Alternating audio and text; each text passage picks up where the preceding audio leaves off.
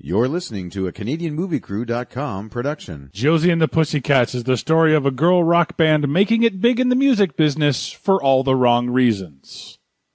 Or is it?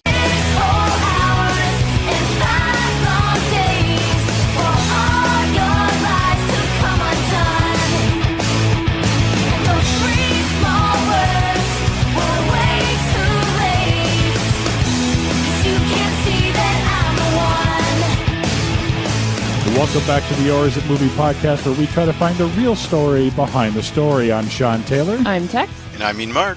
Today we're taking a look at 2001's Josie and the Pussycats.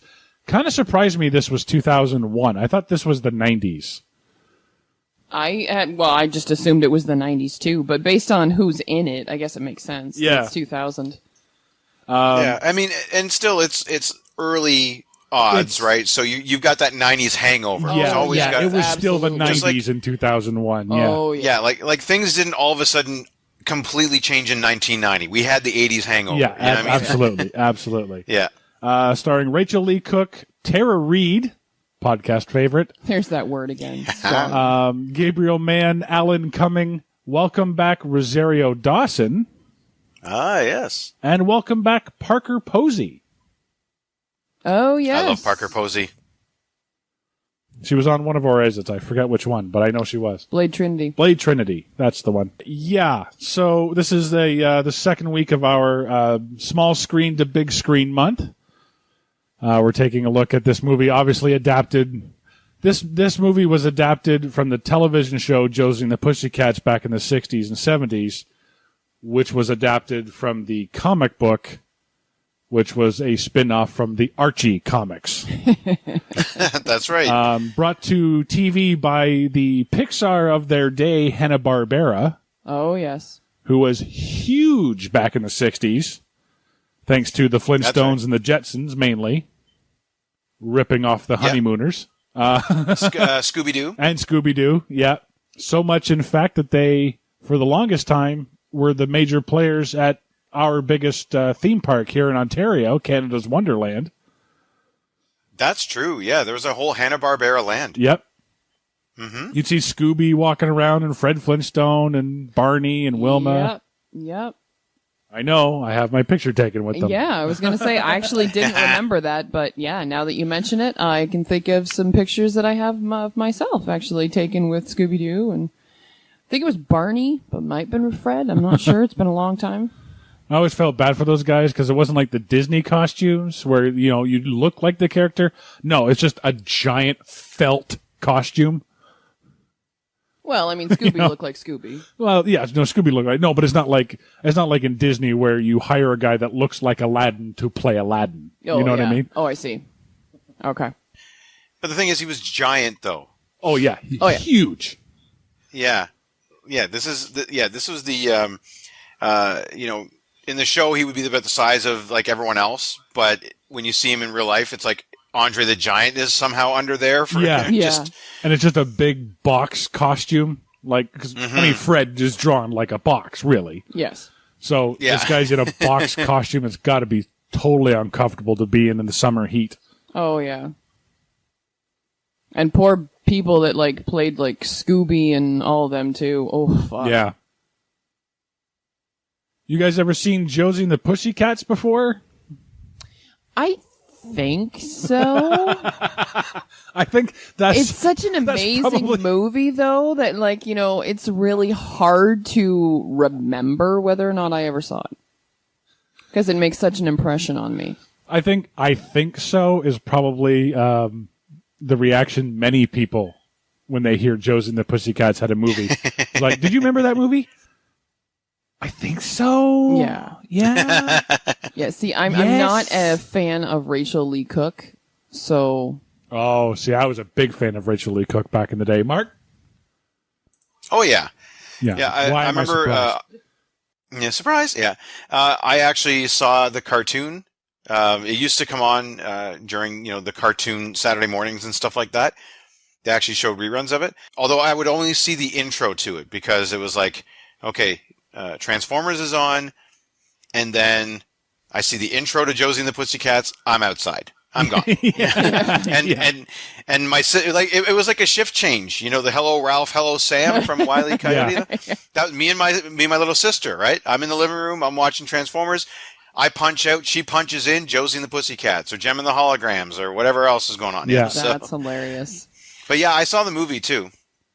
That's kind of like me back in the day. I would watch cartoons up until Doctor Who started, and as soon as I heard that woo kind of theme song, I was like, "Oh, I guess it's time to go outside." Yeah. Or stay here and get the shit scared out of me. Yeah, so turn on the Nintendo. That's what I'm doing. Yeah, exactly. And I did see this movie too. I didn't see it in the theaters. I don't think I saw it later. But I was like, wow, you know what? That Tara Reid, she's going to be something. Oh yeah. Yeah. Oh yes. Oh yeah. Really good at predicting things, Mark. Just going to say right now. Always. I mean, I called that a year ago. Oh yeah, I'd be yeah. like No, really you're good amazing. at predicting stuff.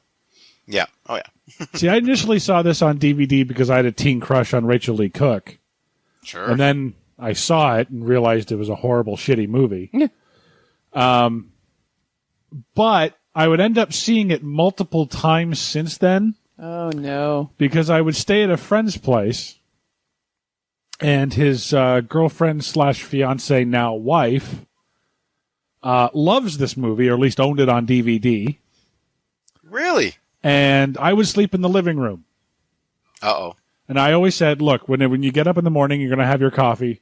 Go on, turn on the TV. You won't wake me up. I'm a sound sleeper.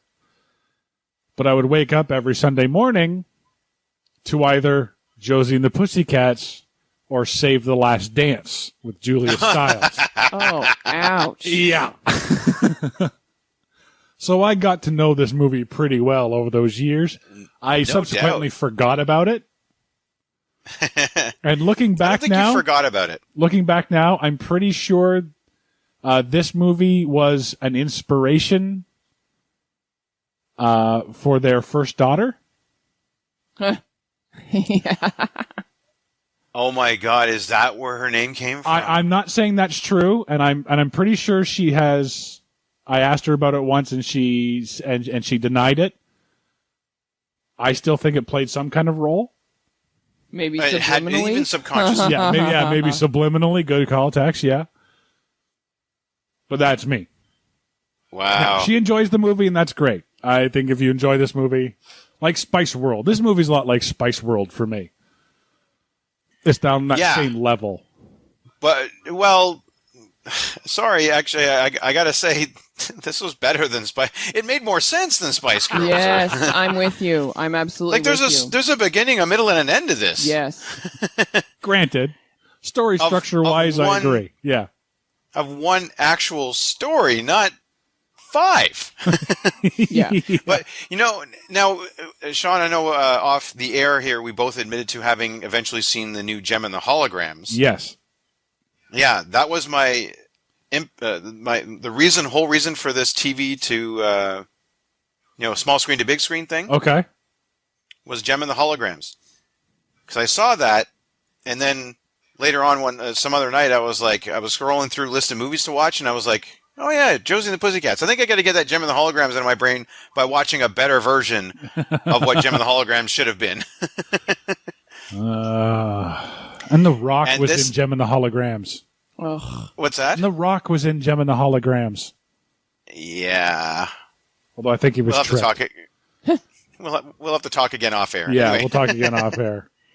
So because of my history with this movie, I wanted to do the synopsis. So we gave Tex the day off. So here, I'll try to see how we go here. Our story begins with Seth Squared and the Backups, the new killer boy band performing their quote-unquote hit single, quote-unquote backdoor lover, raises eyebrows accusingly. But there's trouble in boy band land because of a monkey, stolen poses, and subliminal messaging, so the manager sacrifices them to the memories of John Denver and the Big Bopper. Taco Bell. Meanwhile, Josie and her band, the Pussycats, oh, hey, I see what they did there, are playing shitty gigs, and just like every girl in a cheesy 90s movie, the guy she likes is totally comfortable saying, I love you. Not. It's at this point when Tara Reid walks through my apartment door and sits on my couch. I say, you're Tara Reid. She says, yep. I say, you were in Sharknado and this movie that I'm watching right now. She says, yep. I say, you were fucking terrible in both. She says, I like pineapples. At this point, I figure I'm better off just to go back to the movie. The record executive, Wyatt, finds the Pussycats and without hearing them play, signs them to a record label. I suppose that explains Eiffel 65. Pizza Hut.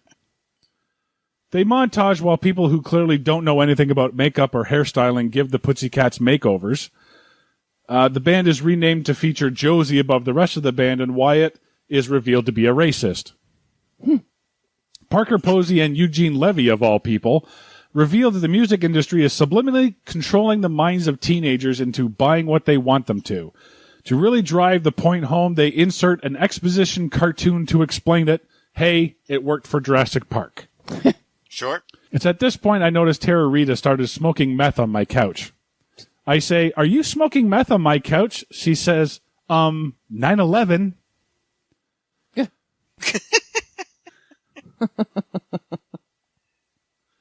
Back to the movie, their record sales are so through the roof that people aren't even allowed to ask if the CDs are available.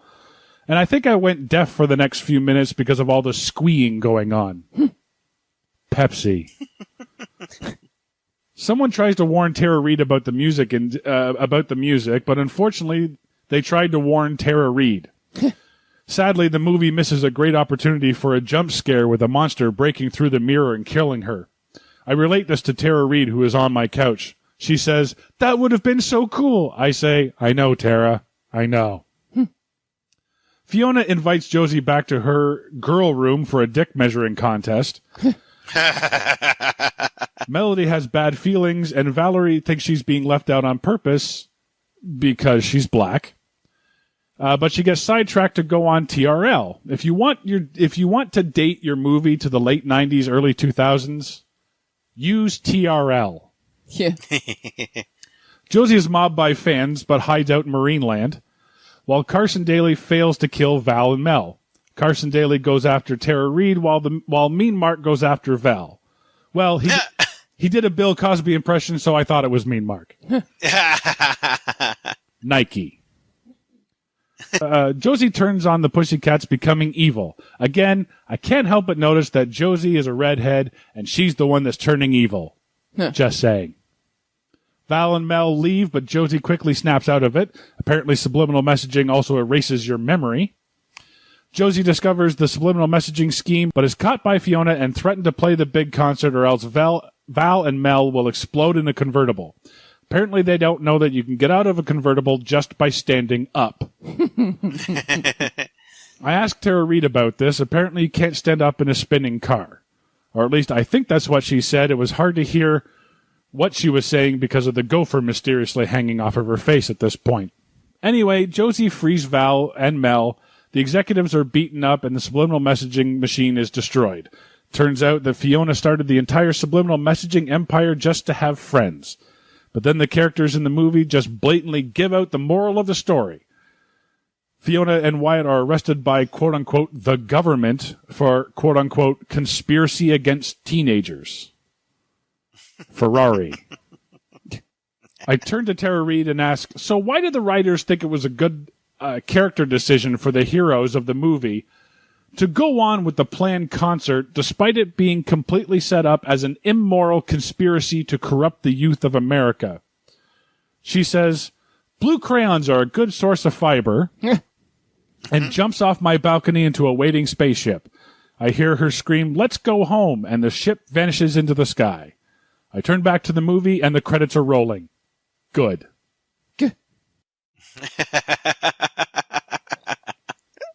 Hopefully I didn't leave too much of the plot out of that. You know, this highly detailed, in-depth plot.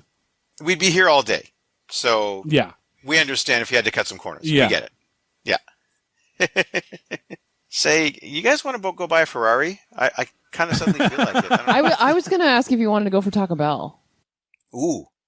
Okay, we'll get the Ferrari, go to drive-through. Yeah, there you go. There you go. There you go. Yeah. Yeah, now we're Is talking. that too subtle? I tried not to be too subtle there. Actually, it's funny you should say that because I have my first note of this entire movie is when they do like their little performance, air quotes, and then they're on the plane and they're arguing and whatever, and they're bouncing back and forth between the views, and it's like, oh, well, this fight brought to you by Bounce, Ivory, fucking Yeah. Target, like Pepsi, like you name it. Like I was like, really? All right then. I read an interesting fact, actually. There's over 80 product placements. I Yes. believe that. Not one of them did they get paid for. Yeah. So they did it as an artistic choice for the movie to talk about subliminal messaging and product placement. Yeah. Even though they call it out right in the end of the movie. Yeah. They're like, yeah, we were Yep. going to arrest you anyway because it works better in movies. Yeah. And I was like, well, really? Like, fuck. Oh yeah, go break the fourth wall. Why not? Oh, break the fourth wall. How about right off the bat when he says, and the boy band starts figuring out the subliminal messaging on it. And so what does he say into the thing? Take the Chevy to the levee, Yeah. which is a reference to American Pie, the song, which is all about how these four big names in music all died in one big car crash or plane crash. Yep. Yeah. So they crashed the plane. I'm like, good job in 2001. Good. Yeah. Good one. Because the kids will get that. Yeah. Well, had Madonna come out with her version of American Pie by that point? I want to say no, I don't remember. but I could be wrong. So, man, did they ever do a number on Seth Green's singing voice, eh? Yeah. Well, Seth Meyers' singing voice. Breckenmeyer? Or Breckenmeyer, sorry. Yeah, I was going to say, it was Seth Meyers, was it? Damn. Who was that other guy? Donald Faison. No. The The black other guy? one. The white guy? Yeah. I don't The know. tall one. Okay, thank you. I didn't know who it was. Like everybody else, I know. Like those three. Actually, I'm not sure if I don't think Seth Green is in it, but Brecken Myers and Donald Faison are in Clueless. Yes. And like when I saw them, I was like, okay. And usually, you've got like the typical group that were famous, right? Or at least popular, like stupid fucking Freddie Prinze Jr.'s stupid fucking face.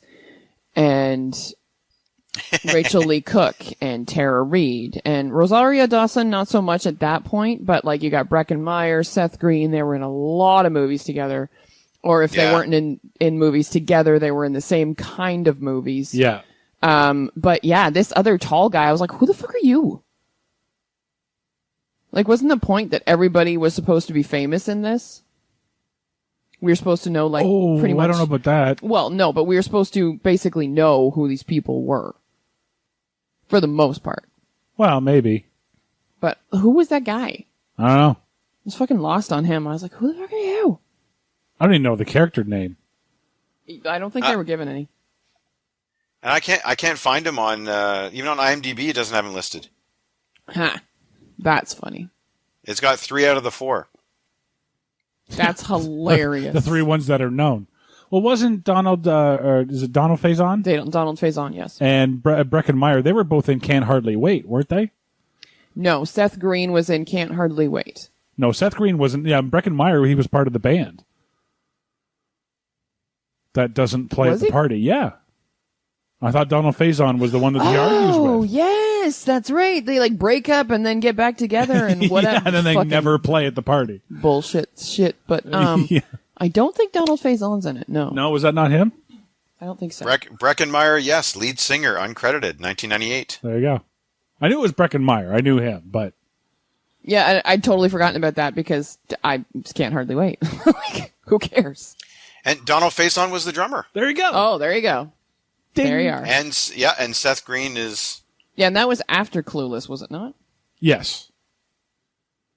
Yeah, that was sort of later. I was thinking about Clueless just the other day, actually. That movie I love. Anyway. Yeah, let's talk about every movie other than Josie and the Pussycats. Yeah, that goes to show how good this movie was. Yeah. Oh, yeah. How about the fact that when he like lands after he's jumped out of the plane and everything, and you see the plane crash, kind of, and he's just, you know, he like makes a joke as he's walking away. It's like, ha ha ha, murder's funny.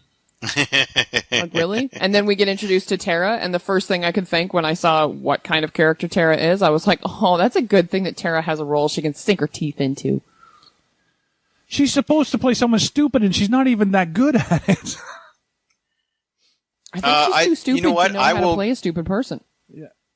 I dare say, actually, Tara Reid perfectly cast in this. Acting or no, she is great in this role. Did you see that she's holding a sign that says "Honk if you love pussy"? Yeah. No, Cats? the pussy. That's right. That's right. And then she gets to have some insight about, was it Wyatt's motivation or something like that? Anyway, I thought she was the standout in this. Oh, yes. Oh, she stood out. I'll give you that. Yeah, yeah. Oh, Yeah, and I love you calling out their makeover, their quote unquote makeover, that they don't look any fucking different. No. When they come out, they're wearing a little bit more makeup. Josie's wearing like a few little jewel thingies, and Tara's hair is brushed. Well, that's the thing. It's during the whole montage, you see, like, I saw this one woman take what I know is eyeliner, and she starts rubbing it up against Josie's forehead. I'm like, that's not where eyeliner goes. And then she's like blowing like the hairdryer directly into her face. I'm like, that's not what that's for. Like, you've got actresses who don't know what hairstyling and makeup things are. Oh no, that was purely for comedy. Yeah, okay. Still stupid. Oh, I know. And I love the way that, no, but even better than that though, is the way that, the three are reacting to having their hair done and their makeup done and everything else. It's like, okay, first of all, Josie has like tri-colored hair. So she's either done that herself or had someone do it for her. So clearly she knows about that shit. Secondly, it's not like they're even trying to pretend they're not wearing makeup in the first place. So you know what makeup is. You know what it does. So no, I don't believe your shock in any of these moments. And what kind of fucking hairstylist do you get clothes at? Only the best, Tex. Only the best. Yeah, seriously. But you're right though. They took this scene and they made it like the scene in Encino Man when they're trying to hose down Brendan Fraser and he has no idea what running water is. Yeah. You know what I mean? Like they're cave women that suddenly are, oh, what's this going on? Ah, you know. Yeah. I mean, at least in Encino Man, it was believable because he was like, yeah, what the fuck is this? I'm going to eat this because I don't know what it is. Yeah. And this is how we find shit out in, my time. But no, they're like, oh my God, what is this? You have makeup? What's makeup? Like, oh, Jesus. And we go through, actually, we get a mini montage like that of Josie trying to do different looks in front of the mirror. Yep. Oh, we get so many montages. Oh my God, this movie yes. is montage fucking mania here. Mm-hmm. We get a montage right off the bat while we hear their song. I wanted a montage of them making montages. Yeah. Yeah. Yeah, this is, what was that stupid rollerblading movie? Air something? Oh, God. Oh, yeah. Airborne. Something. Airborne. Thank you. This is so Airborne. This is just as bad as Airborne. It's like, 2 minutes have gone by, montage. Well, that's what movies in the 90s were like. It was just montages all the way through the decade. This is what we grew up with. This is how we were told that movies were supposed to be made. This is how life is. This is a series of montages. Yeah. This is how we're told Seth Green movies are made, apparently. Well, yeah. That's true. If nothing else. So, my sister watched this when we were kids, but I don't remember this Alan M. guy. Like, I never really read a whole lot of Archie. I never read the Josie and the Pussycats comic book or whatever. Like, what is his deal? Is he supposed to be like young Tom Petty? Yeah. Is he gay? What is it? What's going on here? I mean, all these girls in Riverdale fawn over this guy, and he's single. That's because he's in love with Josie. But doesn't bother telling her that. Yes. Well, she doesn't bother telling him that either. I'm not saying either one of them is right. No, I know. And that's what frustrates me in these movies. I know this is a girl movie, and so everything is done towards the girl. But it was the 90s. It was girl power. But you're still making her a slave to, no, I have to wait until he says something. Well, yeah, and this is the same movie where they have a Rosario Dawson just whips out a tampon to get rid of a boy that's in the bathroom. Oh, God. Do you know what I mean? Like it's that kind of weird backwards thinking, but they're trying to be like a girl power movie. Yeah. Ish. Do you know what threw me off in that scene? Because she says, "Does anyone have change for a tampon?" And I didn't click in right away that she meant change for the tampon machine. Oh, I thought she wanted change for her tampon. Like it was some sort of currency in and of itself? Like maybe there was some kind of like girl... yeah, some kind of like girl currency. Yeah, I'll give you a lip gloss for I don't know what the currency And that's would be why like they go to the bathrooms in large numbers? You know what I mean? Yeah, yeah. Makes so much sense to me. So that's like banking? It's like girl banking? well, now I have to kill both of you for knowing the secret. Oh, no! They figured it out. Their feeble minds were not supposed to be able to wrap their head around this. Yeah, really, eh? So is there going to be like a girl that shows up at my door tomorrow and she'll just shove a whole bunch of tampons down my throat and kill me that way? Change this for a tampon. Well, not anymore. Now I got to call her and text her and tell her not to do that. No, I'm a dumb boy. I'll fall for it. Hi. Just make sure she pulls her tits out. She can do anything to Mark at that point. Oh, yeah, I die happy at least, if nothing else. Well, since you mentioned private parts, I've got a question for you. In the kitchen scene, when the quote-unquote manager and his sister are there, does the brother knee the sister in the crotch? I'm not sure what happens. He hits her somewhere. It really looks like she got kneed right in the... But that's after we find out that she has breast implants and he has penile implants. I must have been making coffee at that point. I was going to say, I don't remember that line.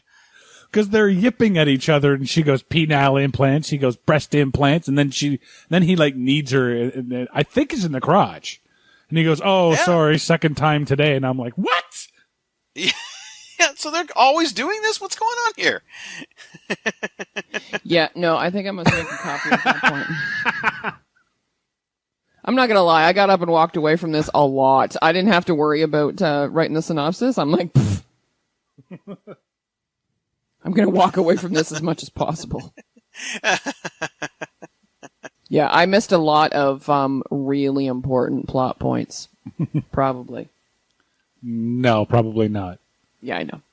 Oh, so this is going to be an impromptu if I were. Sweet. Yeah. So I'm not a teenage girl hanging out in a music store, but if I were, I absolutely, when I heard a song over the loudspeaker, would immediately rush to the headphones to listen to the same song. Yeah. Did you... That's awesome. It's perfectly clear. You just stand there. Do you know what? That's like when later on when she's like, you can't go to this concert or you can't hear anything at the concert unless you're wearing these headphone things. It's like, yeah, you can't be at the concert and hear anything unless you're wearing these headphone things because that's how sound works. Even though they're going to be playing live on stage with these huge speakers everywhere, you're not going to hear a thing unless you're wearing these headphone things. But I'm it's like, 3D sound. really?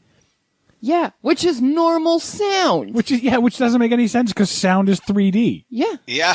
It's surrounding you all the time. But going back to the music store, Mark, that doesn't make any sense anyway, because you think, okay, well, they want to hear the song, which is stupid because you can hear it, like you said, but it's a brand new single that's never been released.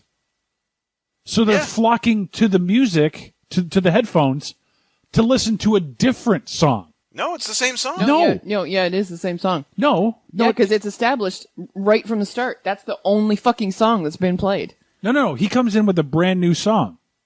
He says, this is a brand new song. We haven't even released it yet. So how can it be in the headphones? Because that's lazy writing. There you go. Well, this is obviously like when they hit play, it goes through everything. Obviously. Okay, good cover. Yeah. Tex, there's only one way that it could work where they won't hear anything unless they're wearing the headphones. And that one way is air guitar. Yeah. That means that they were setting them up for an air guitar, air drum concert where Josie was just going to be flapping her gums around with nothing coming out of it. Yeah, you know what? It actually seems like that in the first place because when they're playing the song and then Alan M, or whatever the fuck his name is, I like how Buddy called him Adam 12. I was like, yes. Anyway, when Alan M shows up and he's like, I have to tell you that I love you even though you didn't come to my concert and whatever and blah, blah, blah. But this is supposed to be live, right? Yeah. Nobody's playing. Everybody's watching what Alan M is doing, and there's music playing in the background. Well, no. Val and Melody are still playing. Are they? Because it didn't look like they were playing. Well, at least Val was still drumming because there was still the drum beat. But I'm like, wait a minute. So you're having this whole "I love you" conversation in the middle of a song, in the middle of a concert, over thousands of screaming fans, and you can hear each other? Yeah, how the hell did that work? Because nobody's screaming. Well, there were still crowd noises, right? You wouldn't be able to hear anything. Okay, no, granted, you wouldn't be able to hear anything, granted, but still, there's no fucking screaming. There is no screaming. Everybody's like, oh yeah, this is a good song. Yeah. Well, right. I mean, they don't want to be rude. There's a conversation going on. Oh, well, yes, absolutely. Yeah, everybody. And what did Melody just drum a little bit lighter? Yeah. Because the giant speakers are there and they're friggin' giving their all, and all of a sudden, I'm just going to chat to that guy for a bit. Yeah. I love how it was 50 or more feet away. I love how she says, we're just going to do something brand new, and the other two just know exactly what to play. Yeah. Mm-hmm. That's what I was thinking too. I was like, you want to let your bandmates in on it? Just maybe. I was just expecting to see Rosario Dawson go, oh, see, this is what I was talking about earlier. She thought that she was being pushed out of the band. Yes. Yeah. Did she start feeling that way a little bit too early for you guys? Yes. Well, it was the overbearing racism that you pointed out in your synopsis. Probably. Yeah. Sadly. Yeah. And it's kind of weird because it doesn't get addressed. No, it never gets resolved. Although maybe it kind of gets a reason when you find out he's albino.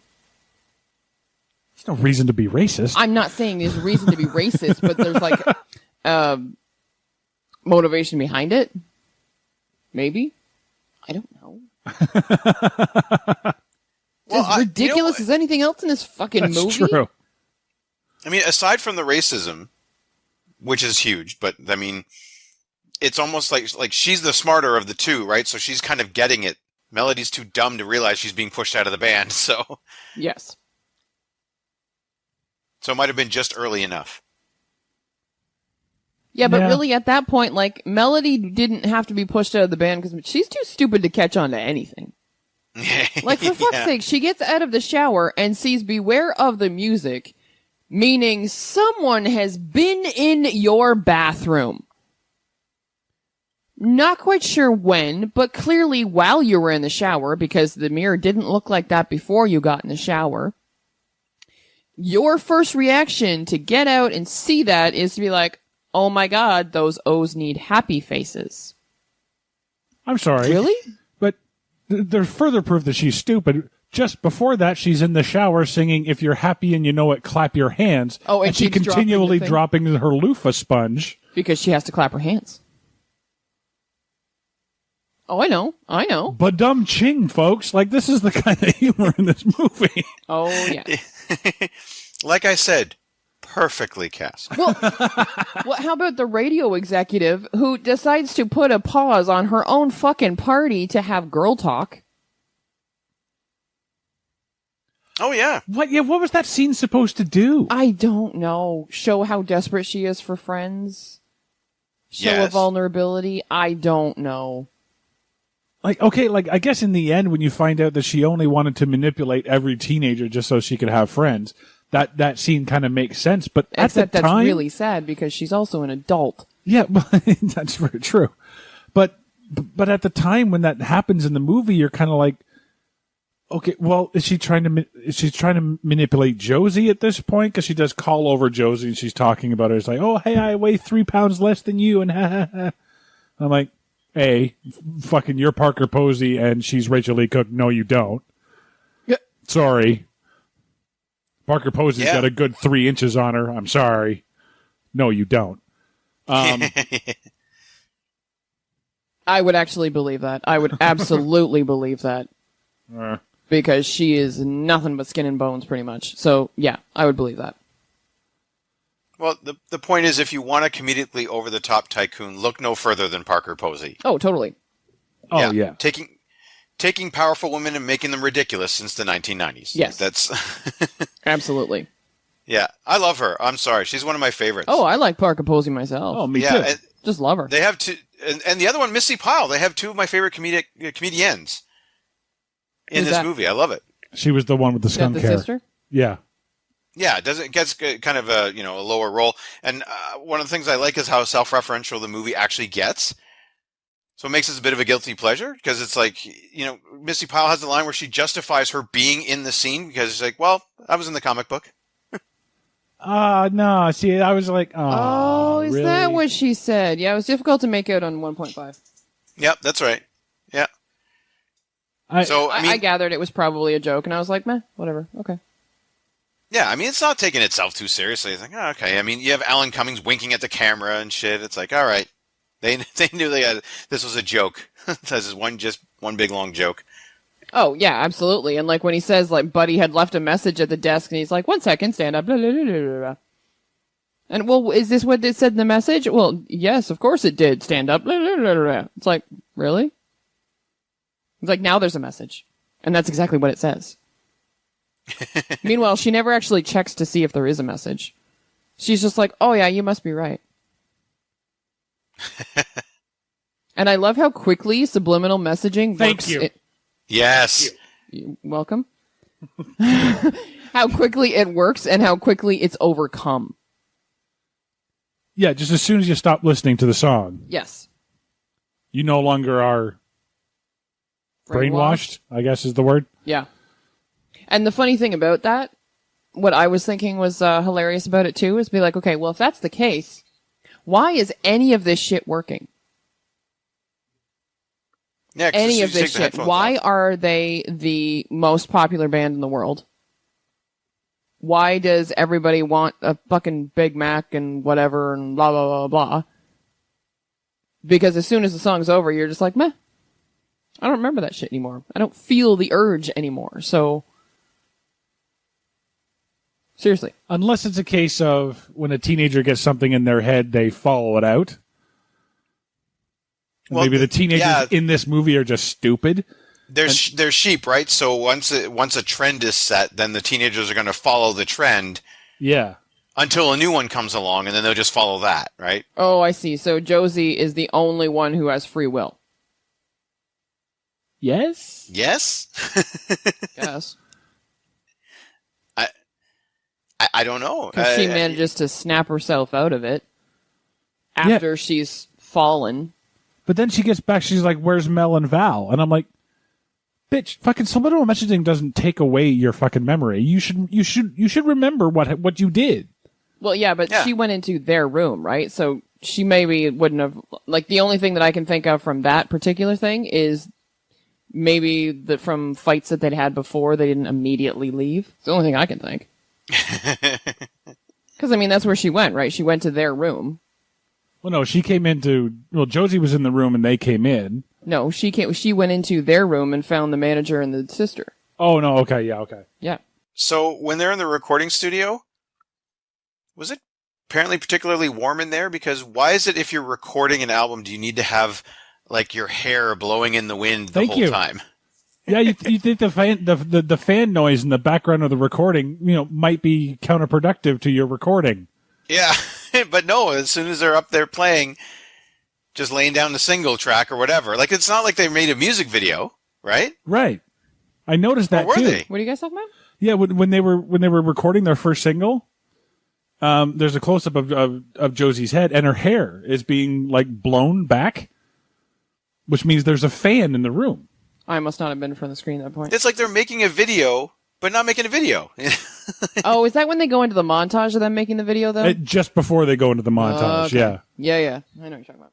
Yeah, when they lay down that first their single or whatever, and then they get they find the machine, right? The big production machine that they're not supposed to know about. Yeah, an idiot stick wants a Big Mac after she listens to the track. Yeah, exactly. Oh, I have to say, I love when she's fighting with the two girls, and she's like, Idiot Stick. She says to Idiot Stick, she was like, puppies become dogs that become old and die. And I'm like, what? Puppies become dogs? Like, really? She's that stupid? You need to explain that to her? I'm going to go with yes. Oh, no, absolutely. yeah. Absolutely. But I'm still like, really? Really? Like, that's your big thing. Puppies become dogs.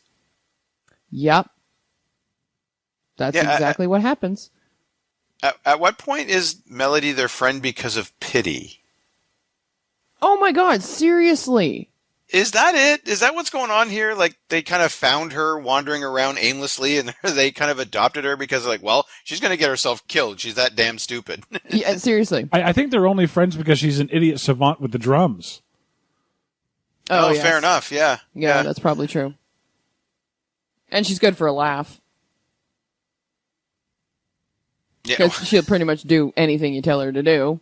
Because she's like talking about how it would be great to be in like several different places at once. She keeps running back and forth between two rooms. And I could be here, and I could be here, and I could be here, and I could be here. I'm like, oh my God, stop. Oh, I missed that part too. Oh, that was just after the need of the pussy, so. Oh, okay. Yeah. Yeah, it's like, well, I mean, when they first like walk into the party, and it goes to Rosario Dawson's point of view, and she was like, they're all staring at us and whatever, and I don't know, they must not think that I should be here or something along those lines.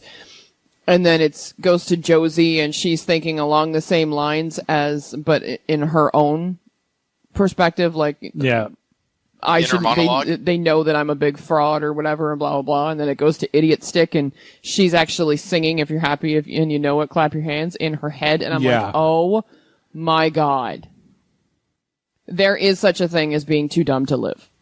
Boom chick. Yeah.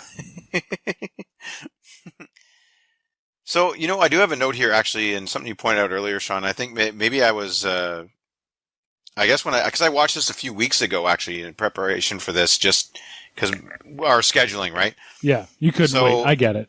Yeah, I have a note here. So one thing about the Evil Plan I don't get is that it worked with De Jure before, right? Yes. The whole band.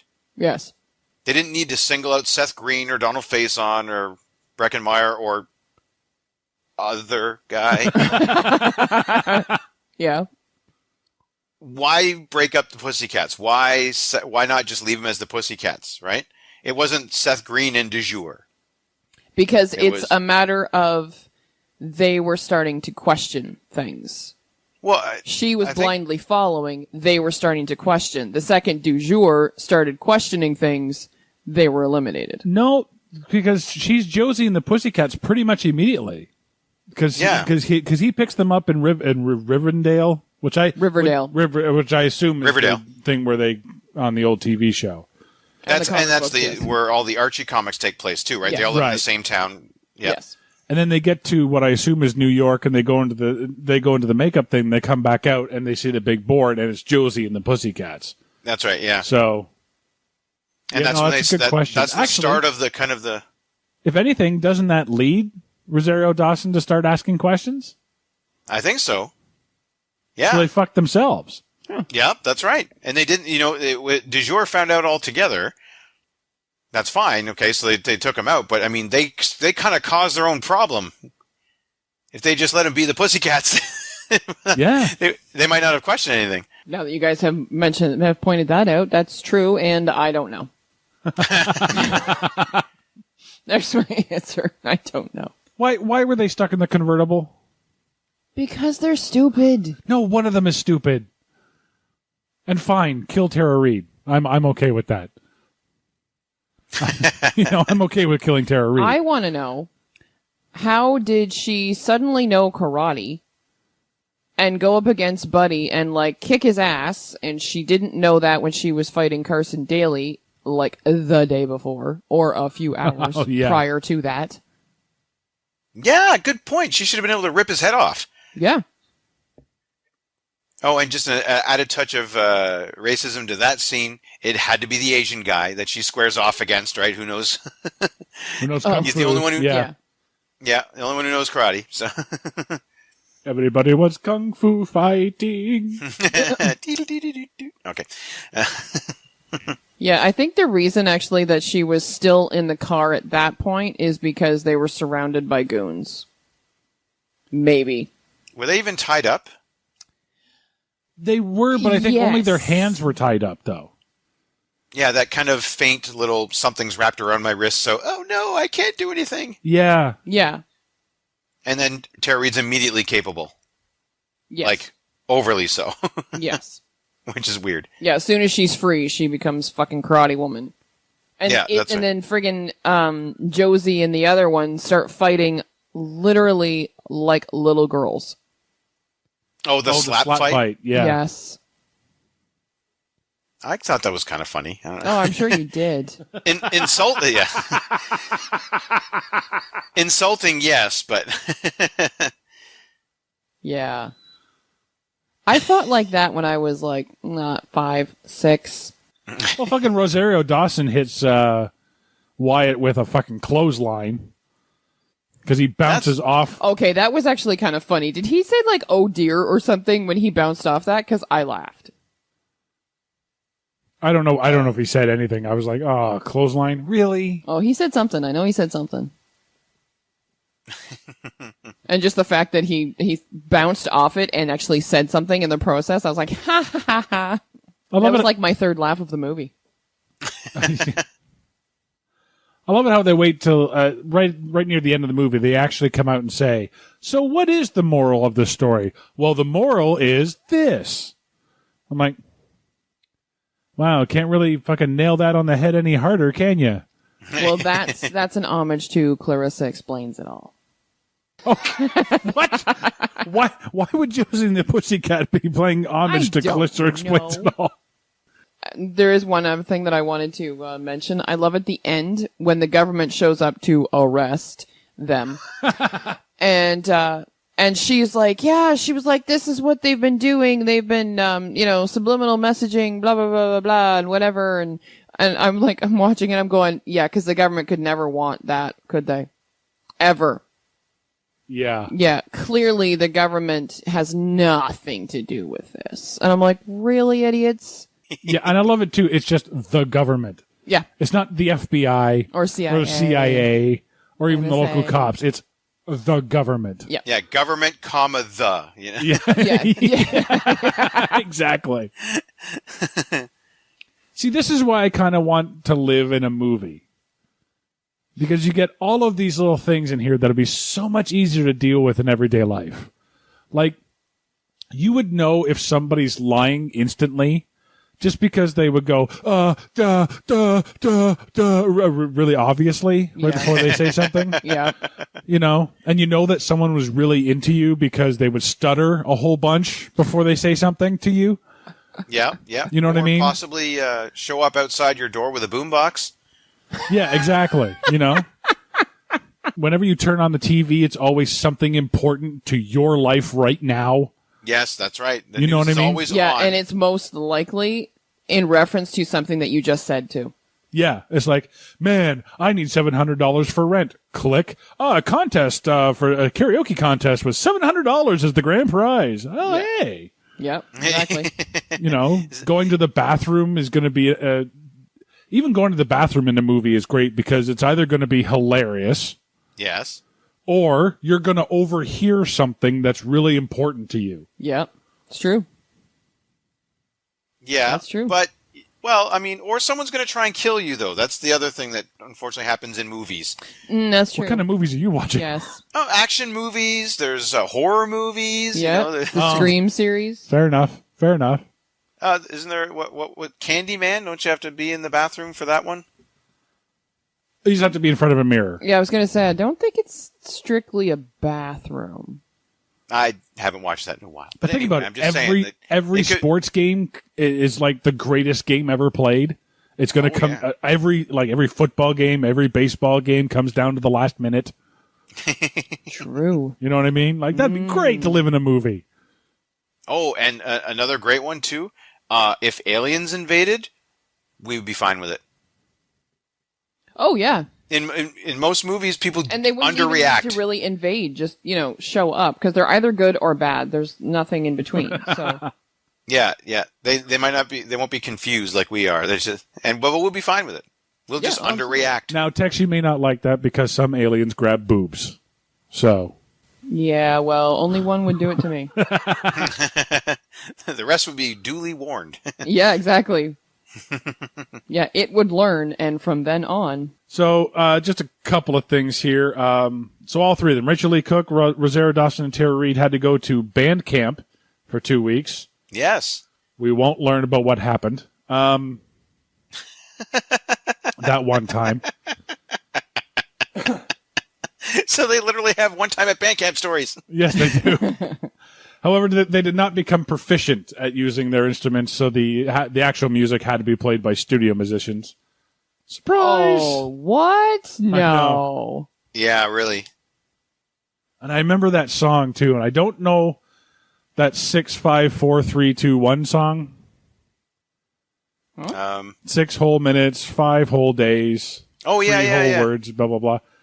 I don't remember if I know that song because it was popular on the song that she sings right at the beginning of the song, Oh. at the beginning of the movie. 6 whole hours. That's the one. That's the start of it. I was like, what the fuck are you talking What did I about? say? 6 whole minutes? Yes. Okay, sorry. I don't remember if it was popular on the radio or if my friend's girlfriend just played it a lot in It the car. had, okay, I can actually answer that for you. I'm pretty sure it had to have been popular from this movie because Yes. I recognized it. There was another one I recognized too. And but- I'm pretty sure if I've seen this movie, I've seen it once and that's it.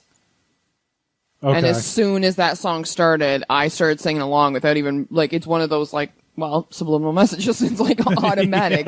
How you just start singing even though you fucking hate the song. You start singing it because you've heard it so many times. So, no, it became popular from this movie, I'm pretty sure, because if I've seen this movie, I've seen it once and that's it. And is this another case where the woman who really did the singing ended up kind of kicking themselves for not actually kind of putting that out on their own because it actually ended up being like a good song or a good couple of songs? It's not a good song, but fuck is it catchy. Oh, yeah. Yeah, but that's the thing, right? At the time, it caught, and so then this person, they got paid their stipend to do this in studio work, Yeah. but they didn't reap the benefits of having that number one single or being on, you know what I mean? It all got credited Well, you never to know. Josie. She might have negotiated for a really good contract because she got royalties for this movie or anything. It wasn't Rachel Lee Cook, right? No, No, it wasn't. No.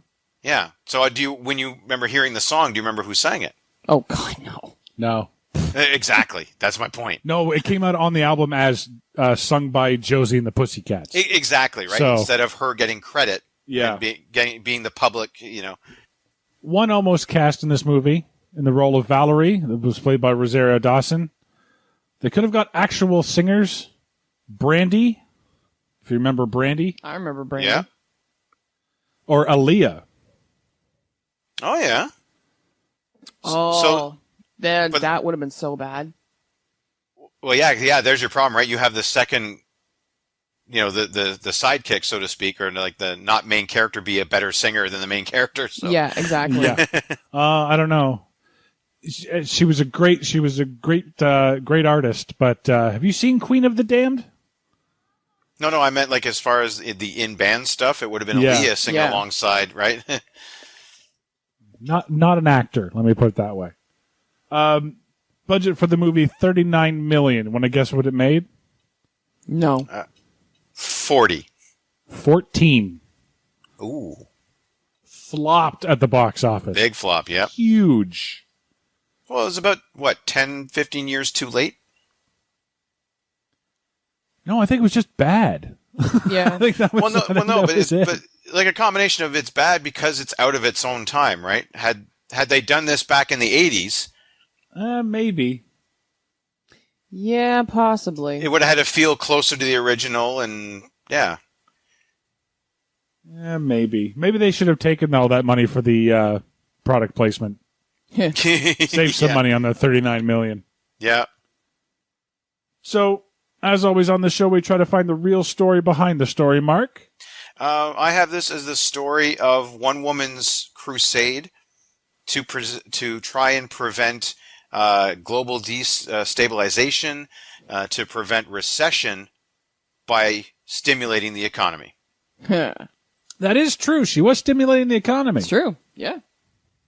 That's something that Eugene Levy said. Yeah, Eugene Levy. Where the fuck did he come from? I don't know, but that was just a delight for me. This was around American Pie, though, wasn't it? Yeah, American Pie was 99, so. Yeah, so let's get that dad from American Pie to come in our movie. Tex? I have it, or is it the story of a poor, ignored manager who only wanted to help his friend succeed? Oh, so the brother-sister combo there. That's right. Mm-hmm. Oh, okay. I was going back to Alan Cumming. Yeah, he gets wronged. He totally gets wronged. He was there during the tough times, and he gets pushed aside. That's right. I have it as how 3 teenagers started a band and became famous only to fall PlayStation, Google, Dairy Queen, Adidas. I may have gotten distracted. That's funny. You know what? I was going to do the same one. I had the same idea. I was like, oh, yeah. Yeah, or is it McDonald's, Target, Taco Bell? Yeah, basically. So that's going to about do it for Josie and the Pussycats. I'm Sean Taylor. I'm Tex. And I mean Mark. Join us next time when we'll review the adult movie classic that sees James Stabbin' Cabin hook up with the hot young Sally Woods. He delivers more than just pizza in Cabin in the Woods.